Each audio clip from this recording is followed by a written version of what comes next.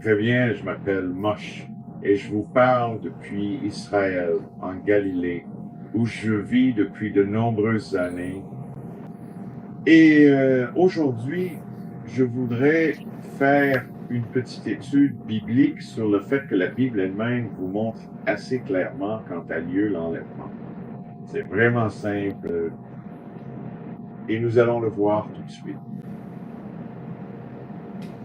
Nous allons maintenant nous diriger vers le livre de Jean, plus précisément au chapitre 6, verset 39.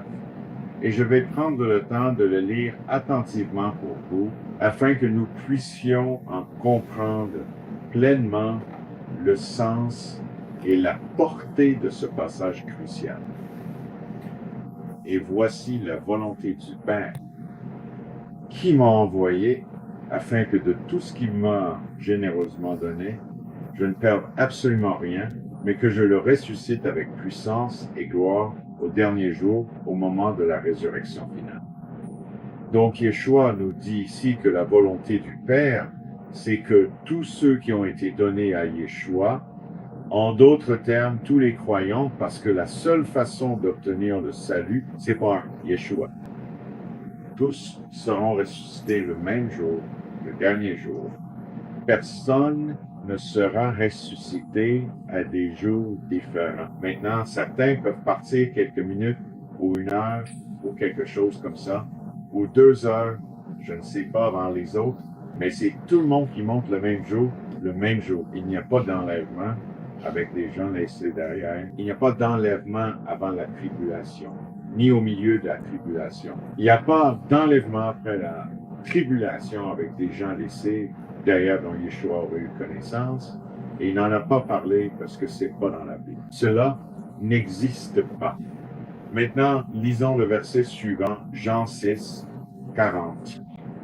Et voici la volonté de celui qui m'a envoyé, que quiconque voit le Fils et croit en lui ait la vie éternelle. Et je le ressusciterai au dernier jour. Or, la vie éternelle n'est pas l'immortalité. Si vous voulez savoir quand les gens verront Yeshua et obtiendront la vie éternelle, quand il apparaîtra dans les nuages, j'aurai une autre vidéo à ce sujet. Mais tu veux lire Matthieu 24, verset 30, vous voulez lire Apocalypse 1, verset 7, vous voulez lire 1 Jean 3, 2, vous voulez lire Jean 6, verset 40, celui-ci, et vous voulez lire Zacharie, tout le chapitre, mais au verset 10, Zacharie 12, verset 10. Vous les voyez observer Yeshua et ils recevront la vie éternelle à ce moment-là. Et vous pourriez vouloir comparer cela avec Malachie 3, 4, parce que c'est aussi là, dedans, Malachie 4, dans les 2 ou 3 premiers versets. D'accord? Mais il dit ici qu'il les ressuscitera au dernier jour. Maintenant, le dernier jour signifie qu'il n'y a plus de jour. C'est fini, les jours sont terminés. Il n'y a pas de nuit au ciel avec l'obscurité. Quand vous allez au ciel, il n'y a plus de jour. Ils n'ont pas cette obscurité. Et ce genre de choses, n'est-ce pas? Donc, après que Satan soit relâché, après la fin du millénium, il rassemble les païens, aussi nombreux que le sable de la mer, pour entourer Jérusalem, la nouvelle Jérusalem. Ensuite, Yeshua est dans la nouvelle Jérusalem. Alors Dieu le Père, Jéhovah, descend du ciel et brûle tout l'univers. Il ne reste donc plus rien sur quoi nous tenir. C'est pourquoi nous le rencontrons dans les airs. Qui rencontre-t-on? Les saints qui descendent avec Jéhovah du ciel, d'accord? Et les morts ressuscitent, d'accord? Et nous montons tous sur les nuées au ciel pour l'éternité avec le Père Dieu, Jéhovah et Yeshua. C'est la réalité de ce qu'il dit. Maintenant, ce que vous devez savoir, c'est qu'il y a quelque chose dans la loi juive concernant le dernier jour.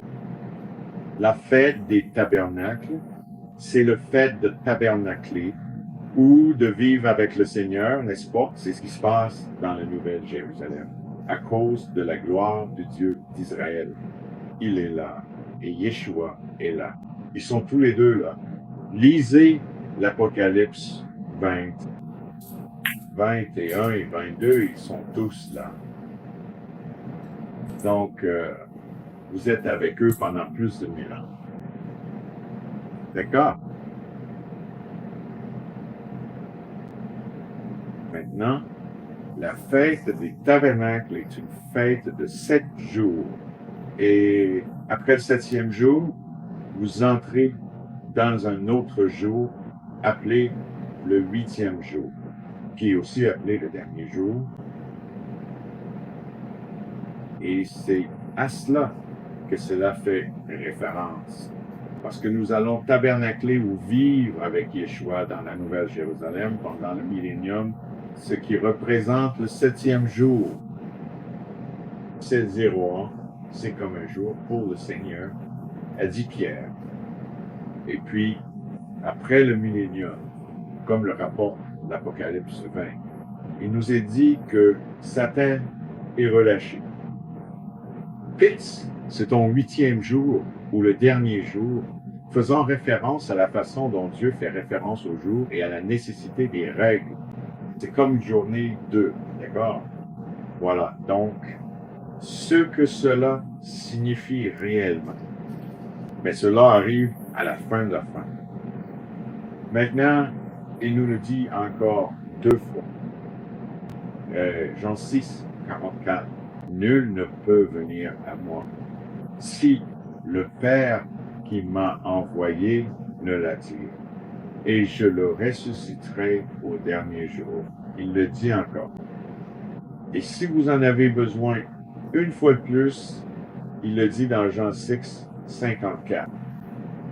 Celui qui mange ma chair et boit mon sang, la communion à la vie éternelle, et je le ressusciterai au dernier jour.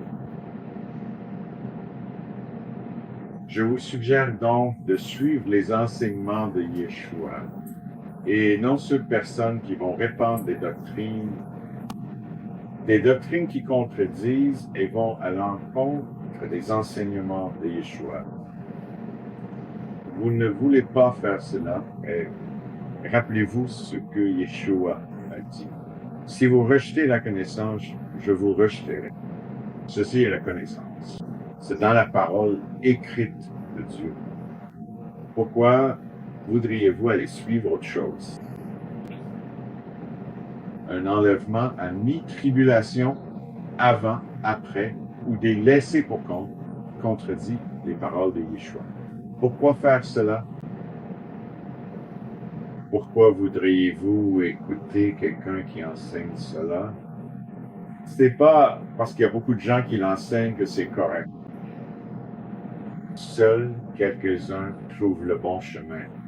L'âge spacieux est le chemin qui mène à la destruction, et beaucoup le trouvent.